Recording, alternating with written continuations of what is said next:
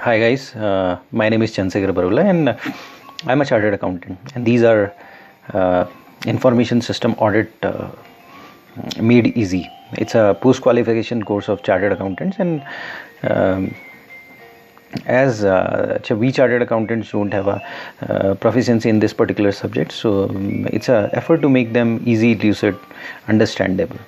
So my number is 9899123008. In case of any feedback or any suggestions, you can call me in this particular number, and in and around Delhi, if you need any professional help, then also you can call me up.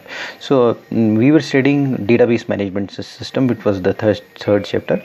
And हमने पहले history पढ़ी कि flat files होती थी. Flat files में कई तरह की डिफिशिएंसीज थी, रिडंडेंसीज आती थी. फ्लैट फाइल्स उसके लिए वो स्टैंडर्ड नहीं था. मतलब एप्लीकेशन सॉफ्टवेयर, वही एप्लीकेशन सॉफ्टवेयर दूसरी कंपनी को चाहिए होता था उसमें डेटा एक्सेस करने के लिए, और भी बहुत सारी प्रॉब्लम्स थी. और फिर उसके बाद हम लेकर आए डेटाबेस मैनेजमेंट सिस्टम, जिसमें एक स्टैंडर्डाइज सॉफ्टवेयर हुआ, डेटाबेस मैनेजमेंट सिस्टम सॉफ्टवेयर हुआ.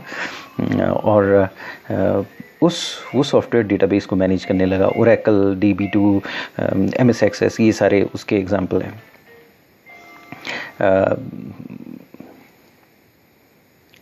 उसके बाद हम डेटा आर्किटेक्चर में पहुँचे, या DBMS व्यू कह सकते हैं.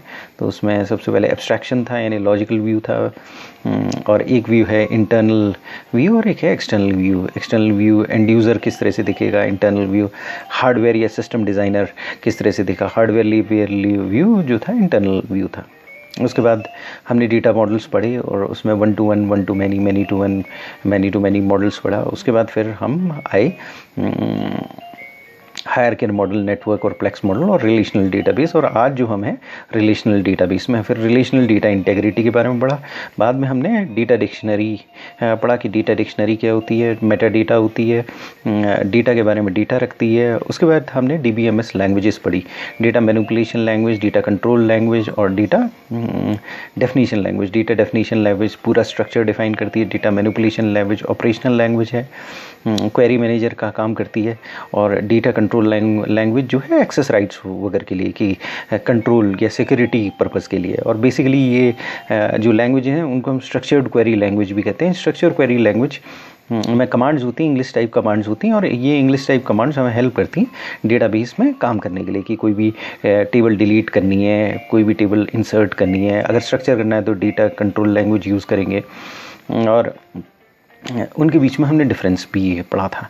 उसके बाद एक्सेस मेथोडोलॉजी में तीन चीज़ें, हर जगह एक्सेस मेथोडोलॉजी में तीन चीज़ होती हैं, और यहाँ भी वही होंगी: आइडेंटिफिकेशन, ऑथेंटिकेशन और ऑथराइजेशन. आइडेंटिफिकेशन लॉगिन आईडी से होता है, ऑथेंटिकेशन पासवर्ड से होता है, ऑथराइजेशन जो है लेवल ऑफ एक्सेस डिटरमाइन करता है. तो अगर आपका जैसे फॉर एग्जाम्पल मेल आईडी है, उसमें csbarula@gmail.com और rediffmail.com एक यूनिक ईमेल आईडी है, तो वो आइडेंटिफिकेशन हो गया आपका. आप कोई भी आपको उससे आइडेंटिफाई कर सकता है, उस मेल पर भेज सकता है. तो इसी तरीके से डेटाबेस में एक लॉगिन आईडी दे दी जाएगी. ऑथेंटिकेशन के लिए सीक्रेट पासवर्ड होगा जो आपके पास होगा, और आप उसे यूज़ कर सकते हैं. लेवल ऑफ एक्सेस में आपके एक्सेस के लेवल्स होंगे. अब हम आते हैं जो स्ट्रक्चर्ड क्वेरी लैंग्वेज है, उसको यूज़ करने वाले व्यक्ति के पर वो है डेटाबेस एडमिनिस्ट्रेटर. तो दो चीज़ें होती हैं, डेटा एडमिनिस्ट्रेटर होता है और डेटाबेस एडमिनिस्ट्रेटर होता है. दोनों में थोड़ा डिफरेंस है. कई कंपनी में डेटाबेस एडमिनिस्ट्रेटर और डेटा एडमिनिस्ट्रेटर सेम ही होते हैं, लेकिन जनरली अगर बड़ी कंपनी है और बड़ा डेटाबेस, जनरली डेटाबेस बड़ा ही होता है. अगर मान लिया सपोज आपका बैंक है, तो वहाँ डेटा एडमिनिस्ट्रेटर जो है वो अलग होगा और डेटाबेस एडमिनिस्ट्रेटर अलग होगा. डेटाबेस एडमिनिस्ट्रेटर जो DBA है, उसको स्ट्रक्चर्ड क्वेरी लैंग्वेज आनी बहुत ज़रूरी है. वो प्राइम रिक्वायरमेंट, उसी के थ्रू वो डेटा के साथ मैनिपुलेशन करेगा, उसी को खोलेगा. तो जो आपका डेटा एडमिनिस्ट्रेटर होता है वो बेसिकली अगर आप देखें तो बिज़नेस ओरिएंटेड इंडिविजुअल होता है, यानी कि वो रिक्वायरमेंट गैदरिंग ज़्यादा करता है. मतलब अगर कोई कंपनी है तो वहाँ पर वो लोगों से मिलेगा, उनसे मिलकर रिक्वायरमेंट गैदरिंग ज़्यादा करेगा, यूज़र से रिक्वायरमेंट गैदरिंग ज़्यादा करेगा।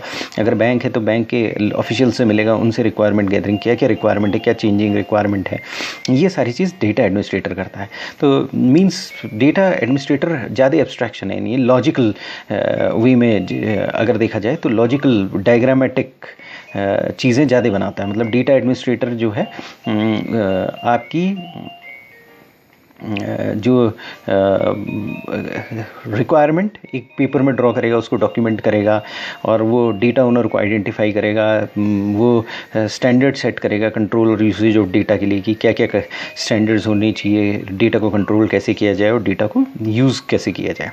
बेसिकली एक बार डेटा एडमिनिस्ट्रेटर ये सारी चीज़ को सेट कर लेगा तो फिर वो लाइजन करता है डेटाबेस एडमिनिस्ट्रेटर के साथ, और फिर डेटाबेस एडमिनिस्ट्रेटर उसी चीज़ के अनुसार काम करने लगता है। तो बेसिकली डेटाबेस एडमिनिस्ट्रेटर सिस्टम के पास ज़्यादा होता है, और डेटा एडमिनिस्ट्रेटर एब्स्ट्रैक्शन है, लॉजिक है, यानी कि ब्रेन आइडिया है, उस आइडिया को डॉक्यूमेंटेशन करेगा। डॉक्यूमेंटेशन करने के बाद वो डॉक्यूमेंट बनाएगा, उसको पीपीटी बनाएगा, उसके वो आपके फ्लो चार्ट्स वगैरह बनाएगा। तो ये सारी काम जो है आपका डेटाबेस डेटा एडमिनिस्ट्रेटर करता है, और उसके बाद डेटाबेस एडमिनिस्ट्रेटर को दे देता है। डेटाबेस एडमिनिस्ट्रेटर एक टेक्निकल पर्सन है जो कि जैसे स्ट्रक्चर्ड क्वेरी लैंग्वेज आनी चाहिए, और वो सारे टेक्निकल ऑपरेशन देखा डेटाबेस के ऑर्गेनाइजेशन में।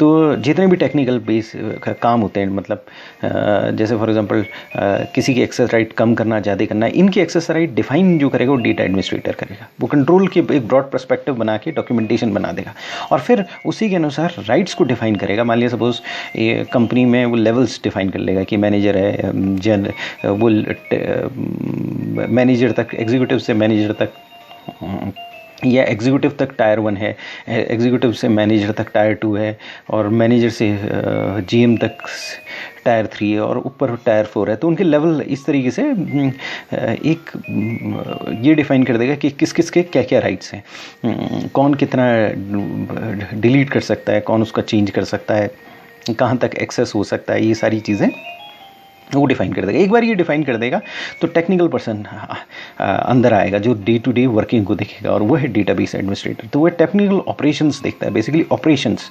डेटाबेस की जो संभालता है वो डेटाबेस एडमिनिस्ट्रेटर संभालता है। तो हमारी स्टडी में ऐसा है कि इसको जो मेजर रिस्पॉन्सिबिलिटी है उनको 4 भागों में बांटा गया है। एक मैनेजमेंट टास्क है, दूसरा सिक्योरिटी टास्क है, तीसरा टेक्निकल टास्क है, और चौथा जनरल टास्क है। तो जहाँ तक रहा मैनेजमेंट टास्क के बारे में, तो डेटाबेस एडमिनिस्ट्रेटर जो है वो 4 लोगों से लाइजनिंग करेगा। मैं एक तो मैनेजमेंट से कॉन्टिन्यूस लाइजनिंग में रहेगा कि क्या करना है, किसके राइट्स को वेरी करना है, कि क्या चीज़ करना है। उसके बाद डेटाबेस यूज़र की से लाइजनिंग करते रहेगा ताकि उसकी नीड्स पता हो सके, ये भी नीड्स पता करेगा। जो ज़्यादा इन्वॉल्वमेंट होगा डेटा एडमिनिस्ट्रेटर को उसको डॉक्यूमेंटेशन करने के लिए, और इसलिए ये डेटा एडमिनिस्ट्रेटर से भी लाइज करेगा। अगर उसे लगता है कि कोई चीज़ें चेंज हो रही हैं, रिक्वायरमेंट हो रही है, तो उसका डॉक्यूमेंटेशन बनाने के लिए वो डेटा एडमिनिस्ट्रेटर से बोल देगा।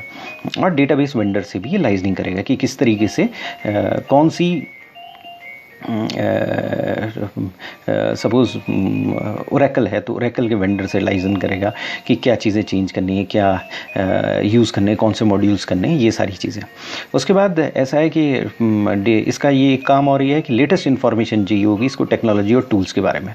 ये प्रोजेक्ट स्टेटस रिपोर्ट बनाएगा, डेटाबेस की यूसेज को और मैनेजमेंट को देगा कि भाई डेटाबेस कितना यूज़ हो रहा है, कम यूज़ हो रहा है तो कहाँ पर हो रहा है, ज़्यादा यूज़ हो रहा है तो क्या हो रहा है। अगर ज़्यादा यूज़ हो रहा है तो हार्डवेयर अगर ज़्यादा चाहिए तो हार्डवेयर खरीदना है, ब्रॉडबैंड ज़्यादा चाहिए, बैंडविड्थ ज़्यादा चाहिए तो बैंडविड्थ ज़्यादा करनी है। अगर स्टाफ की रिक्वायरमेंट क्या है, बजट्स प्रिपेयर करेगा, जो बजट्स है उसे अप्रूव कराएगा और फिर उसी बजट्स के अनुसार वेरिएंस करेगा और रीज़न फॉर वेरिएंस वगैरह ये सारी चीज़ें देगा।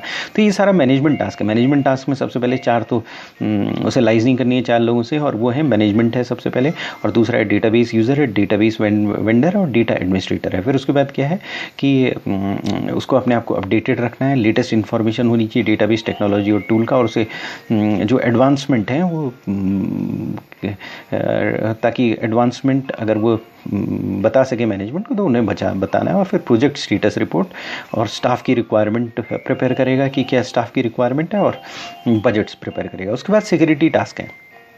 सिक्योरिटी टास्क में ये सिक्योरिटी देखता है, पूरी सिक्योरिटी को मॉनिटर और मेंटेन यही करता है। एब्स्ट्रैक्शन जो सिक्योरिटी का होता है, यानी कि एक जो प्लान बनाया जाता है सिक्योरिटी प्लान वगैरह, वो डेटा एडमिनिस्ट्रेटर बना के इसे दे देगा। बाद में जो रियल टाइम सिक्योरिटी है उसे ये देखेगा और ये एक्सेस राइट ग्रांट करेगा, रिवोक करेगा उसको, यूज़र को। मान लीजिए सपोज कोई यूज़र चला गया, कंपनी छोड़ के चला गया, तो उसके राइट्स को रिवोक कर देगा। और अगर नए यूज़र्स आ गए तो उनके राइट्स देगा। और ये ऑथराइजेशन डिसाइड करेगा, यानी authorization level of access decide करेगा। तो सिक्योरिटी टास्क है, सिक्योरिटी टास्क में ग्रांटिंग एक्सेस राइट्स और revoking them to the user और monitoring and maintaining security of database है। उसके बाद है टेक्निकल टास्क। टेक्निकल टास्क में ये देखेगा कि डेटाबेस सही तरीके से रन कर रहा है कि नहीं कर रहा है, डेटाबेस की परफॉर्मेंस देखेगा, ऑप्टिमाइज़ करेगा डेटा परफॉर्मेंस को। जैसे फॉर एग्जांपल हमारा कंप्यूटर होता है, उसमें क्या होता है कि अगर आप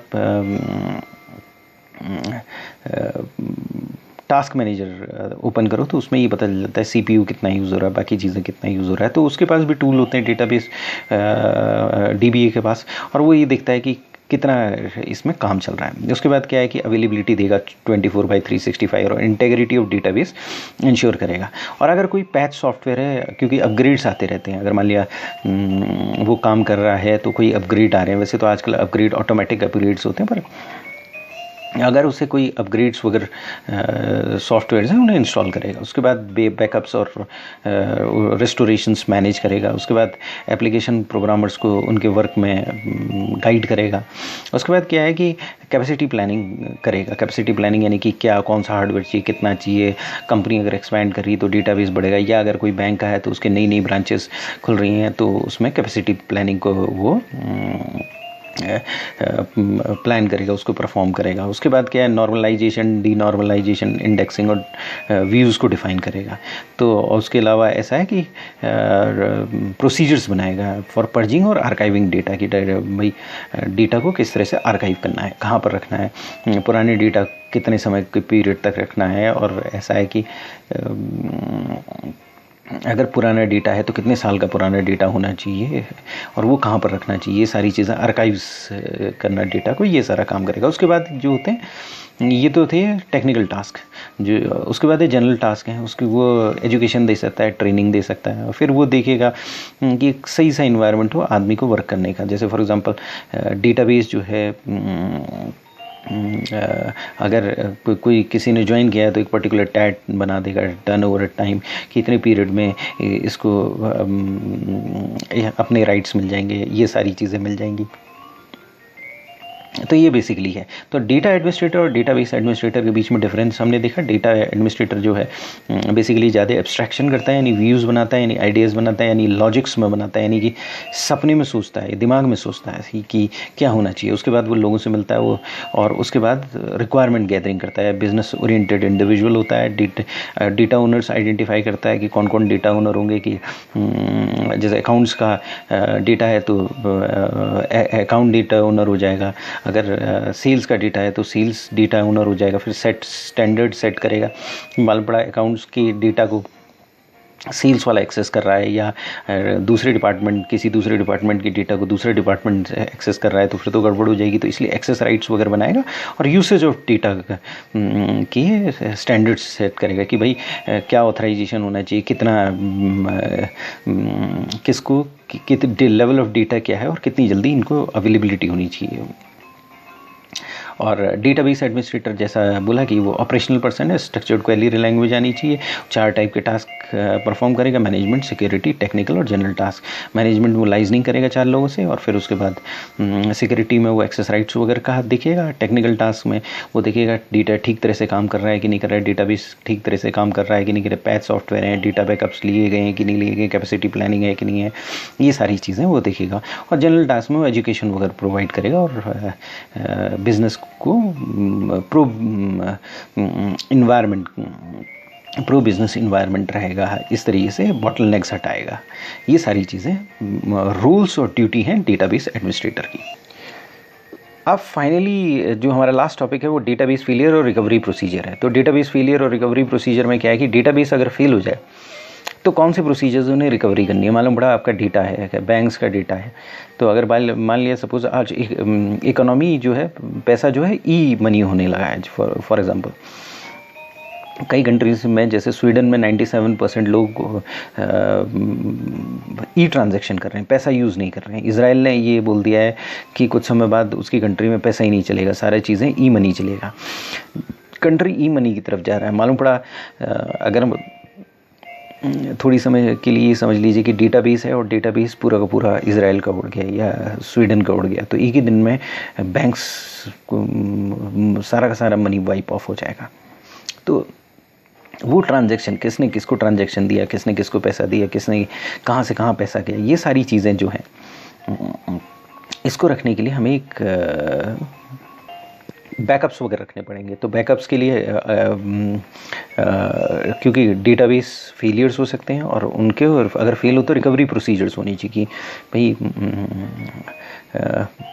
कि जितना सेंसिटिव डेटा है उतनी ज़्यादा रिकवरी प्रोसीजर्स होनी चाहिए, उतनी ज़्यादा बिजनेस कंटिन्यूटी प्लानिंग होनी चाहिए, उतनी ज़्यादा इंश्योर होना चाहिए कि उतनी जल्दी सिस्टम अप एंड रनिंग होना चाहिए।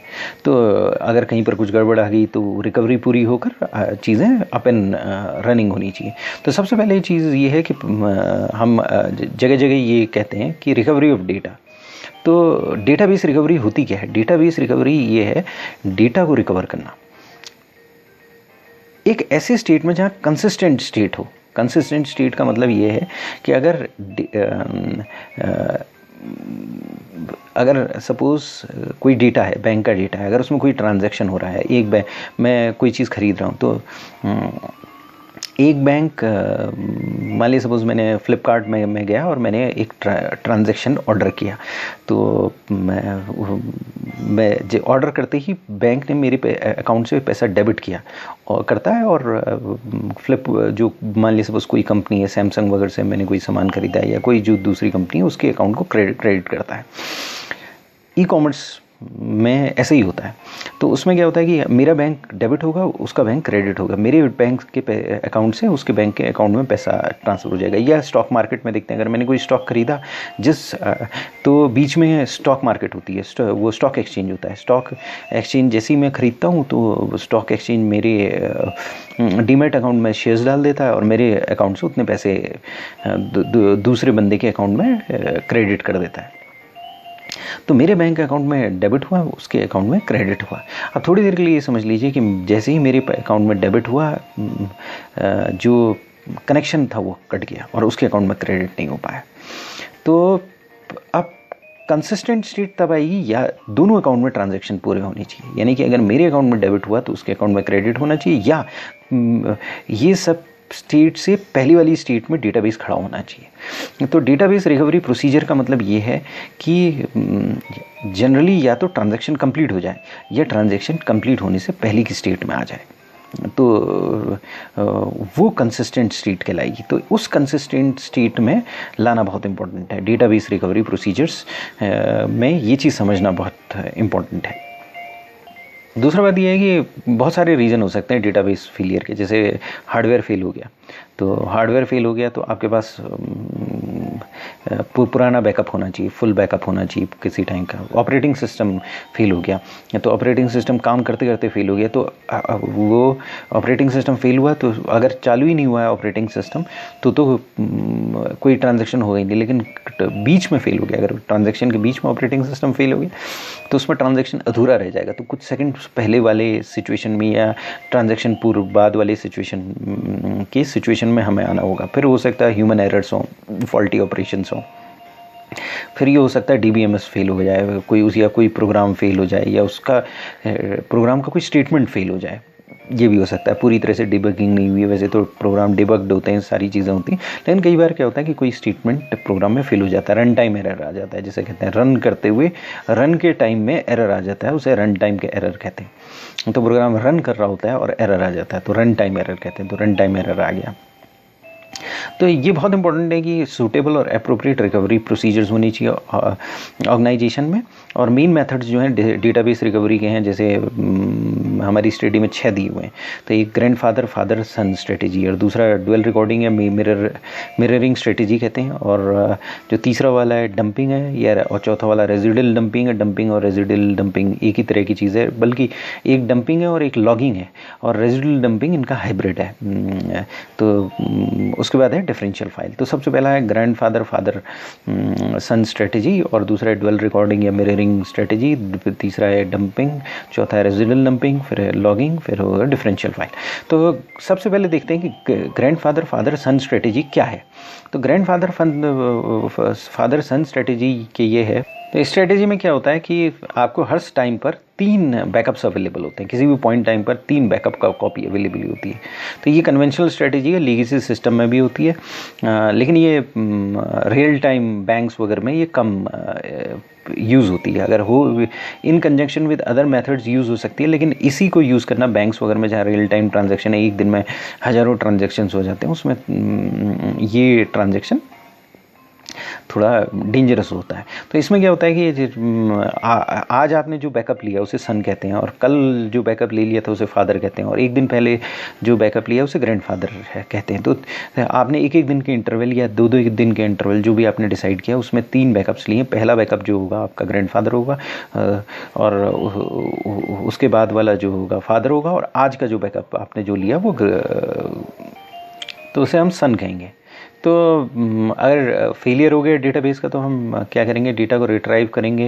अब जो प्रोग्राम है, या तो आज जो बैकअप हुआ है या वो निकाल लेंगे, या फादर कॉपी निकाल लेंगे। यानी कि जो आज शाम अगर हम गए और सुबह देखा हमने बैकअप ख़राब हो गया, तो जो सन वाली कॉपी वो निकाल लेंगे। और अगर आज हमने रख नहीं पाए अपना सन वाला जो है सन बैकअप जो है वो नहीं कर पाए, तो हम फादर बैकअप उठा लेंगे। तो यानी कि ग्रैंडफादर फादर सन स्ट्रेटेजी है, तो इसमें ग्रैंडफादर भी है, फिर दूसरे दिन वाला फादर है, फिर आज वाला सन है। तो जैसे ही डेटाबेस फेलियर होता है, जैसे फॉर एग्जांपल किसी कंपनी में क्या होता है, टैली में प्रॉब्लम आ जाती है, बहुत ज़्यादा ट्रांजैक्शन नहीं है, कंपनी है, तो आप हर रोज़ शाम को बैकअप लेते हैं। तो क्या होता है कि आपको थोड़े से ट्रांजैक्शन 100-50 ट्रांजैक्शन रोज़ डालने पड़ते हैं। तो इसे ग्रैंडफादर फादर सन स्ट्रेटेजी कहते हैं। और इसमें क्या होता है, किसी भी टाइम पर 3 बैकअप कॉपीज़ होंगी। उसके बाद डुअल रिकॉर्डिंग या मिररिंग होता है। तो डुअल रिकॉर्डिंग जो मिररिंग होता है वो क्रिटिकल एप्लीकेशन में होता है। तो इससे पहले ही हम ये समझ लेते हैं कि ग्रैंडफादर फादर सन स्ट्रेटेजी जो है बैंकिंग सिस्टम्स में उतनी कारगर नहीं होगी, क्योंकि बैंकिंग सिस्टम में अगर कल का बैकअप है तो फिर तो प्रॉब्लम हो जाएगी। आज के जितने भी ट्रांजैक्शन हुए सारे वॉइड हो जाएंगे। मालूम पड़ा मैंने आज कुछ ख़रीदा कहीं पर जाके, क्रेडिट कार्ड से किसी शॉपिंग मॉल में जाकर ख़रीदा, और मेरा सारा डेटा गायब हो गया। तो कल का डेटे में तो मेरे पास बहुत पैसा है, आज की डेट में मैं कहीं पर गया, स्विट्ज़रलैंड गया सपोज़, और मैंने वहाँ पर 4-5 लाख रुपए खर्च कर दिए, और इवन 1 घंटे पहले मैंने 1 लाख रुपया खर्च कर दिया है बैंक से किसी 5 स्टार होटल में रुककर। तो और 1 घंटे पहले का डेटा गायब हो गया। तो डेटा गायब होकर अगर हम उस 1 घंटे पहले का डेटा भी लेकर करेंगे तो बैंक को तो नुकसान हो जाएगा, वो जो बंदा है उसको नुकसान हो जाएगा, क्योंकि उसके अकाउंट में वो पैसे नहीं आएंगे, मेरे सिचुएशन बहुत ख़राब हो जाएगी। तो ग्रैंडफादर फादर सन स्ट्रेटेजी काम करती है, एक लिमिट तक काम करती है, और जो रियल टाइम उतने से वो नहीं है उनमें काम करती है। टैली वगैरह है कंपनी में, ERP अगर कोई लगी हुई है उसमें बहुत ज़्यादा ट्रांजैक्शंस नहीं हो रहे हैं, अगर बहुत ज़्यादा ट्रांजैक्शन हो रहे हैं तो उसमें भी काम नहीं करेगी। तो दूसरी जो है डुअल रिकॉर्डिंग या मिररिंग होगी। डुअल रिकॉर्डिंग या मिररिंग, एक मिररिंग में मिरर क्रिएट होता है, डुअल रिकॉर्डिंग का मतलब भी वही होता है कि 2 बार रिकॉर्डिंग। तो इसमें क्या होता है कि 2 जोग्राफिकली डिफरेंट लोकेशन में डेटा जो है एक साथ अपडेट होता है। फॉर एग्जांपल अगर काम हो रहा है तो एक कॉपी उसकी कॉन्स्टेंटली सपोज बॉम्बे में बन रही है और दिल्ली में बन रही है। अगर हेड ऑफिस अगर एक बॉम्बे में है और एक ब्रांच मेन ब्रांच ऑफिस या second head office sort of thing important location जो है कंपनी की वो सपोज़ बॉम्बे में है और एक दिल्ली में है, तो 2 जगह क्रिटिकल एप्लीकेशंस के लिए रियल टाइम 2 कॉपी बन सकती है डेटा की, एक प्राइमरी कॉपी होगी, सेकेंडरी कॉपी है, और ये साइमल्टेनियसली अपडेट होती है अपडेशन प्रोग्राम में। अगर प्राइमरी कॉपी फेल होगी तो सेकेंडरी से हमने उठा लिया है। तो ये मेन एडवांटेज क्या है, टाइम रिकवरी मिनिमल होता है लेकिन इसकी कॉस्ट बहुत हाई होती है। लेकिन ये काफ़ी अच्छी स्ट्रेटेजी है। जैसे फॉर एग्जांपल बैंक्स वगैरह, बैंक्स में अगर आपने दो जगह SBI का डेटा है, सपोज जो ट्रांजेक्शन्स हो रहे हैं वो दो जगह अपडेट हो रहे हैं, एक मेन डेटाबेस में, दूसरे डेटाबेस में। सपोज थोड़ी देर के लिए बॉम्बे में सुनामी आ गई और उसने वो डेटाबेस गायब कर दिया, तो दूसरा डेटाबेस आपके पास रहेगा। दूसरी बात यह है कि ये टेक्निक जो है प्रोसीजरल एरर्स के लिए प्रोटेक्शन नहीं है। जहाँ अगर गलत आपका डेटा आ गया तो वो एरर्स के साथ डेटा आ गया तो वो एरर्स भी इसमें चले जाएगा। तो बेसिकली क्या है, दो कॉपी होती है इस डेटाबेस में, प्राइमरी कॉपी और secondary copy. Geographical location different होती है और इसकी लिमिटेशन जो है वो कोई प्रोटेक्शन नहीं है एरोनस फीडिंग ऑफ डेटा से। और दूसरी बात क्या है कि साइमल्टेनियस अपडेटिंग ऑफ प्रोग्राम होता है। तो मिरर करना, यानी कि दो शीशा, दो डेटाबेस, यानी रिडंडेंसी हम बढ़ा देते हैं। रिडंडेंसी बढ़ाने से क्या होता है कि बैकअप सिक्योरिटी ईजी हो जाती है। उसके बाद आता है डंपिंग। डंपिंग में क्या होता है कि हम डंप कर देते हैं डेटा को, यानी कि entire content portion of data को कॉपी कर देते हैं बैकअप मीडियम में। तो इसमें क्या होता है कि जैसे फॉर एग्जांपल टैली है, टैली में क्या है कि आप गए और आपने क्या किया,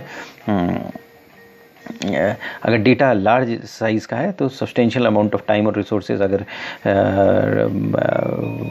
यूज़ कर रहा है तो उसमें इस केस में प्रॉब्लम हो जाती है। अगर मान लिया सपोज डेटा कई पीटाबाइट्स का डेटा है, तो अगर आप उसे बैकअप करने लगेंगे तो उसमें क्या होगा कि वो घंटों बैकअप सिस्टम्स चलते रहेंगे, तो उसमें काफ़ी प्रॉब्लम आएगी।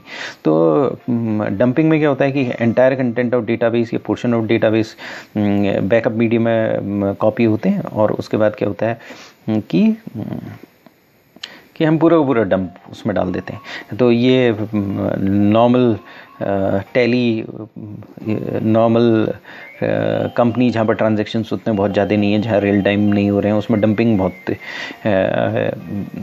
की जा सकती है। फिर उसके बाद होता है रेजिडुअल डंपिंग।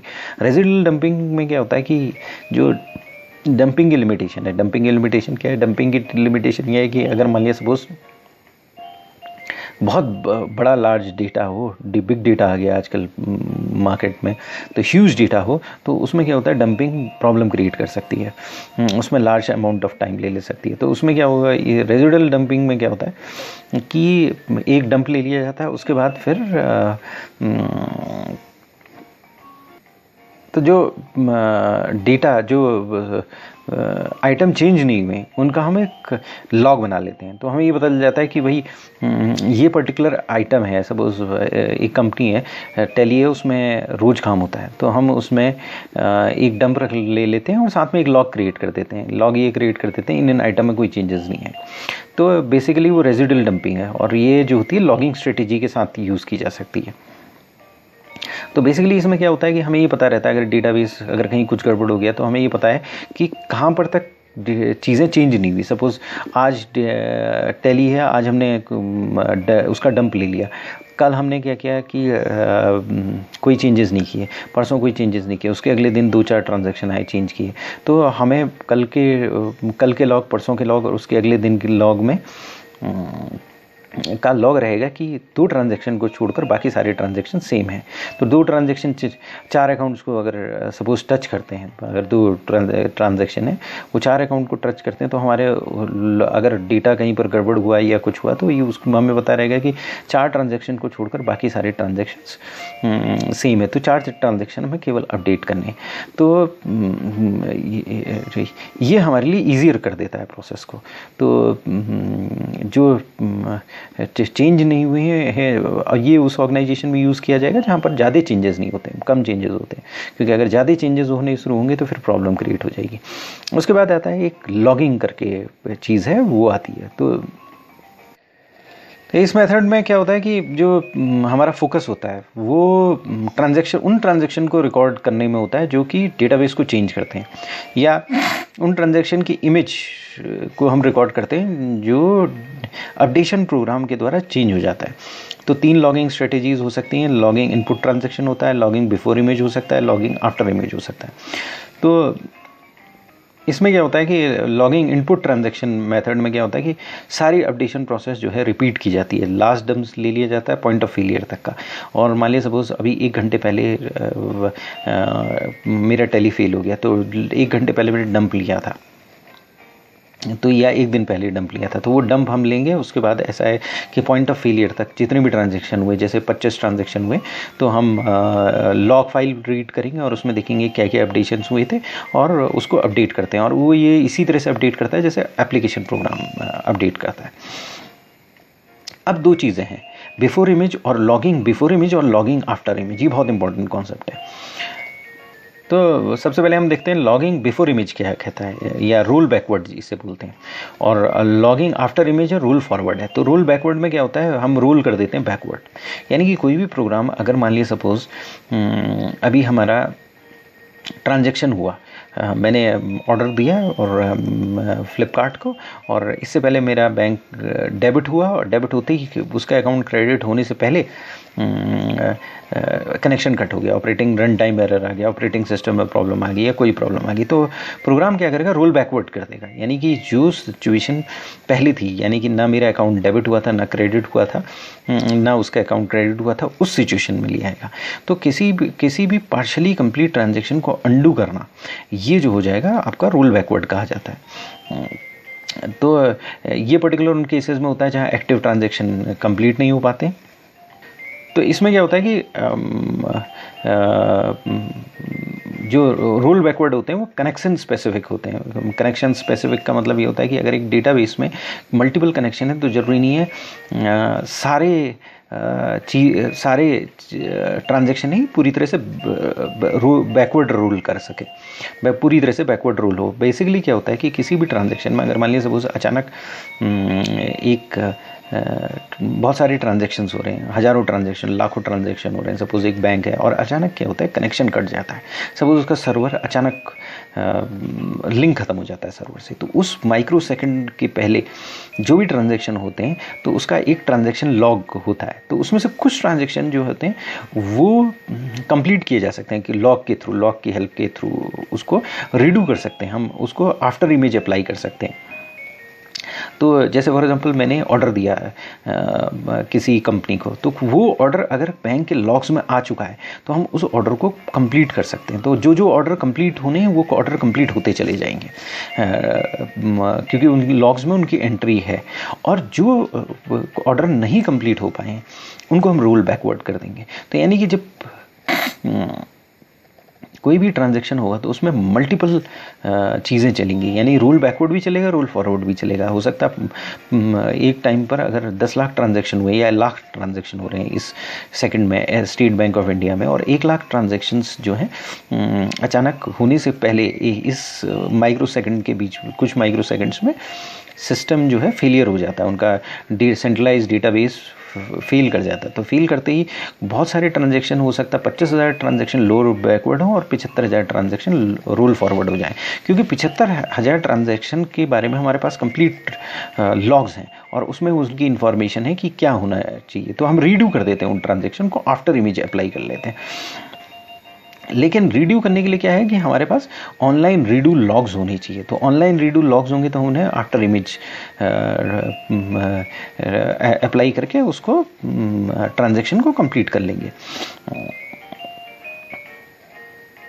लेकिन जो ट्रांजैक्शन कंप्लीट नहीं हो पाए, जो लॉग्स में नहीं आ पाए, उनको हम क्या करेंगे, रोल बैकवर्ड कर देंगे, यानी रिवर्स बैक कर देंगे, यानी कि जो इमेज पहले की थी उस स्टेटस में ले आएंगे। तो ये है रोल बैकवर्ड और रोल फॉरवर्ड। ये जो है बेसिकली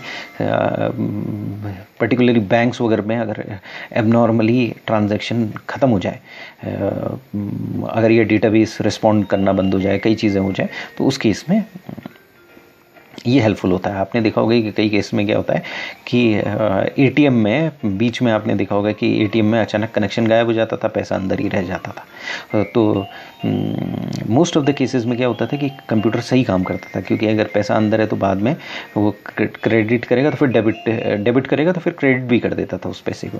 तो ये रूल बैकवर्ड और रूल फॉरवर्ड है। इसके बाद फाइनली एक डिफरेंशियल फाइल्स है। डिफरेंशियल फाइल्स में क्या है कि आपका एक ओरिजिनल डेटाबेस इंटैक्ट होता है, अनटच्ड होता है, इसमें कुछ नहीं कोई वो नहीं किया जाता है। और इसकी हमने एक बार बैकअप वगैरह हम ले लेते हैं।